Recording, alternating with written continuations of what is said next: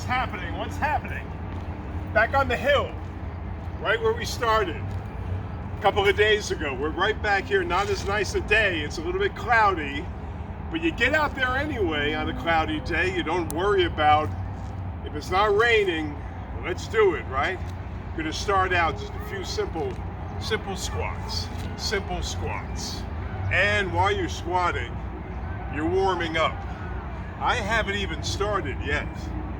And this squat, the back is nice and straight. Squeezing those quads, squeezing those glutes. You're down. Maybe incorporate some arms. Here we go. Yes. Yes. I don't know what this is, but it works. Yeah, so now I'm going to start still loosening up. I call them runners. You can call them what you want to call them. Twisting the abdominals, the midsection. Getting those knees nice and high. Got a 4 count. 1, 2, 3, 4. Now if you can follow me this way. And again, there's very short rest periods between sets. So I'm getting cardiovascular benefit as well as some resistance. This time I'm going to elevate my feet on this bench to create a different angle for my push-up. Gotta have tough hands on the cement. Down. 2, 3. My elbows are behind me as I lower my body, pushing up hard, feeling the resistance on the downward part of the movement. Nice. Feels good. 4 more. 2, 3, 4. And you're popping right back up. Now, we do a little step up on our bench. The whole idea with this one, you're gonna find that you can lose your balance when you look down on that bench. Trust yourself that you know where that bench is, that you're not gonna lose your balance if you keep your focus straight forward. You're driving yourself up. Driving yourself up. Driving up. Driving up. Should I say it again? I won't. You got 6 on one side, you're switching. Driving up. It's a little higher than I would like it to be. But we can work with it.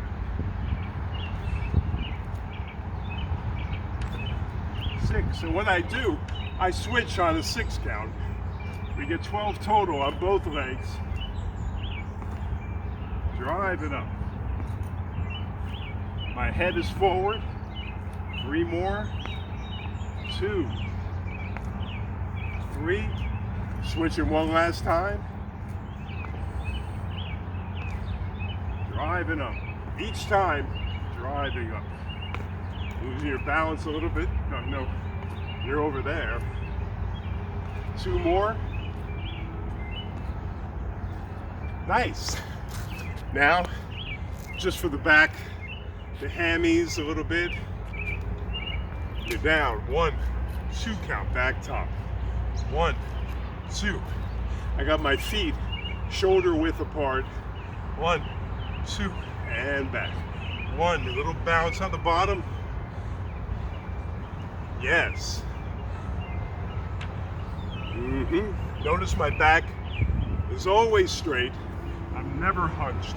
I'm always this way. Nice flat back is what they call it. And back up. 4 more.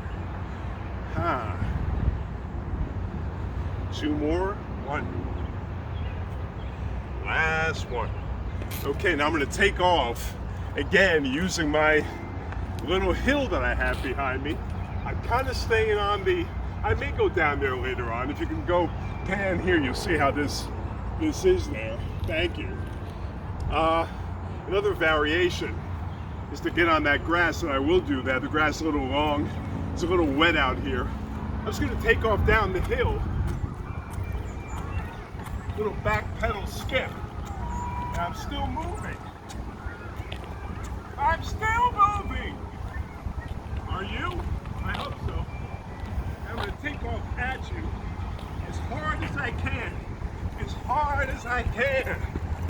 And a little short rest period. When I say a little short rest period, I'm never stopping. I'm still moving. I'm walking it off a little bit, walking it off a little bit. Now I'm going to vary this movement that I would normally do for a back exercise. This actually is an interesting movement that I created. I got my bench here stationary, not going anywhere. I got my soft knees, right? I'm not here, I'm not here. I'm somewhat here in the middle. I'm stressing and I'm pulling, pulling, pulling. I'm utilizing the glutes, the rear end, and trying to work that upper back a little bit. It's a little, feels good. I have no dumbbells. I have no equipment. The idea is for you to engage in this workout with no equipment whatsoever other than what's around you. So I kind of assess the place and just look at what I have to work with, and I kind of create a workout accordingly. That's really using the imagination, but you don't have to do that because you can just follow what I'm doing for today anyway. 3, 4, and I think of it as a compound movement always. When I go down, I'm dipping, I'm squatting as I'm pulling, squatting, pull, squat, pull. I'm definitely working the glutes, definitely working the lats. I got the quads going at the same time. 4 more. 2, 3, 4. Great. If you can follow me up here. Now we see how we have our little, this is a great, take a peek at that. Isn't that gorgeous? That's a World War II duplicate of what happened. Actually, it looks like a World War I. I don't know what that is because the headgear that man has is kind of like World War I oriented, but I don't know. But it says right here, dedicated World War II, Korean War. It must be a World War II replica, I would assume. Okay, whereas we had the feet elevated before, we're gonna do a little bit different. Let's see, we'll get this angle is a little bit better. I have my feet on the edge here, and my hands are a little bit higher. And I'm just pushing, a short movement. The whole time, squeezing the tricep, the back of the arms. Keeping my abs nice and tight. Squeezing the glutes. Squeezing everything. Just squeeze everything, just for the heck of it. If you squeeze everything, you can't go wrong. How about 4 more? 2, 3, 4. Now I'll change up. I'll do the back, I'll do a more isolated tricep exercise. The classic dip. And this step provides me with a perfect position. Down and pushing up. Down. And that downward part of the movement is so important. Again, I'm still, even though I'm working my arms, I'm still conscious of keeping my abs tight, my legs tight, everything adds in. You're up and squeezing the back of the arms, lowering slowly, squeezing the back of the arms. And again, my chest is exaggerated. I'm really holding it up as I do this. I'm focusing on tricep, that muscle, that horseshoe muscle in the back of the arms, which looks so great in a t-shirt. You know it does. Great. Okay, now we just hit the abs with something that I can do on a solid surface. Because on a solid surface, the crunch, the twisting crunch, or this type of a crunch is not really great, because my back is pressing so hard into this concrete. I'm gonna avoid that by doing the leg lift. Bent knees. You're supported on your arms, on your hands actually. I like to hold my hands like this when doing this. It's like a suction cup kind of a thing that I like to do. Again, you're lifting. 2, 3, 4. Squeezing the abs, trying to take the legs out of it as much as possible. It's all about the midsection. You can vary it side, side, side, just for variation. Side, side, side. How about 5 more, both sides? 1, 2. I feel like Jack LaLanne 50 years ago. You know, it was funny when I mentioned Jack. This guy would get on TV, no equipment whatsoever, and create a workout with a chair, a normal kitchen chair, and all the women, I have to say, and I know it's not great to say these days, all the women, the housewives of the day, would sit there and watch Jack LaLanne and do a variation of what he was doing. And he made an enterprise on that. Now I'm going to take off again. As hard as I can for 20 steps.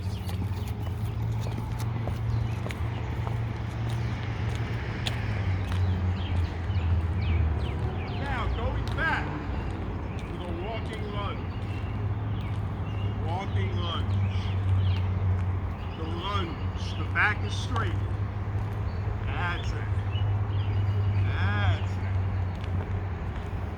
it. Again, I keep my head up. The moment I look down, you tend to topple over, or feel like you're toppling over. The lunge, the walking lunge. You see people do this exercise in gyms all the time. They get in your way. They're walking they're doing that walking lunge right in the middle when you're trying to do your set. Out here in nature, you don't have to worry about those things. Okay, if you can follow this, I'm going to do this kind of a thing.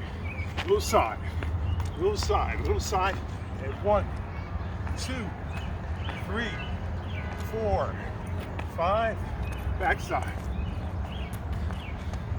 And the jump squat. 2, 3, 4, 5.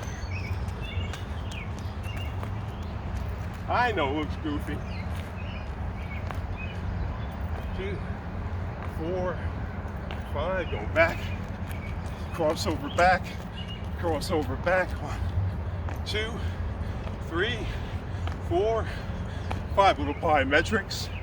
But the whole time I'm getting cardio benefit, because the cardio benefit I'm getting is from these resistance exercises that are done with so little rest between that you're able to get that cardiovascular as well as working those muscles.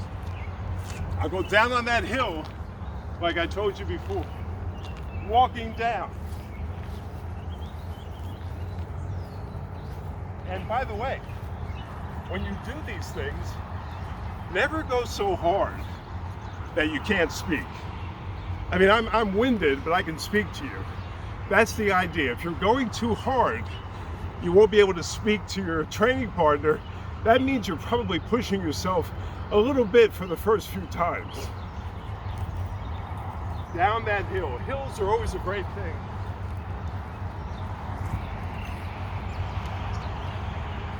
Now I'm back up again. Little circles. Little circles, little figure eights. Using that incline, this hill.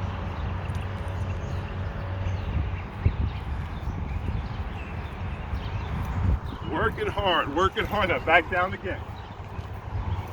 I like to walk down, kind of like in that lunging motion.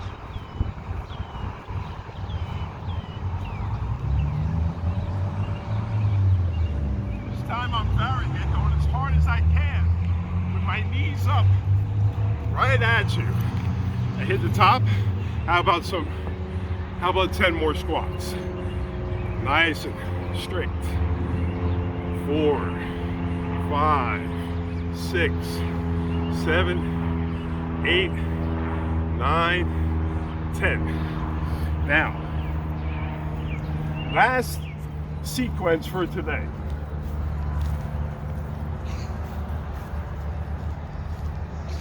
This one's a great cardiovascular booster, also great at working the quads when you have no equipment. The glutes, everybody's so concerned with the glutes these days. Well, here's a good one.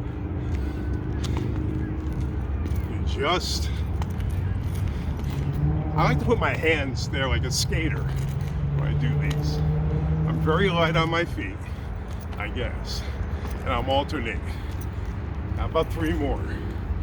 2, 3, that's it. Now that sequence can be done once or twice. That's just for today. And did I invent that at home? Did I think about what I was gonna do before I got out here? Not really. I just kind of saw what I had that was available to me. And I just made up a little workout along the way. And I've had my heart rate on the up for at least about 20 minutes. I would think close to it anyway, maybe 15. And it feels pretty good. Listen, I had a great time. Do it once around. If you feel energetic, do it again. If you feel like Superman, do it 3 times. Make me look bad. I'll see you tomorrow.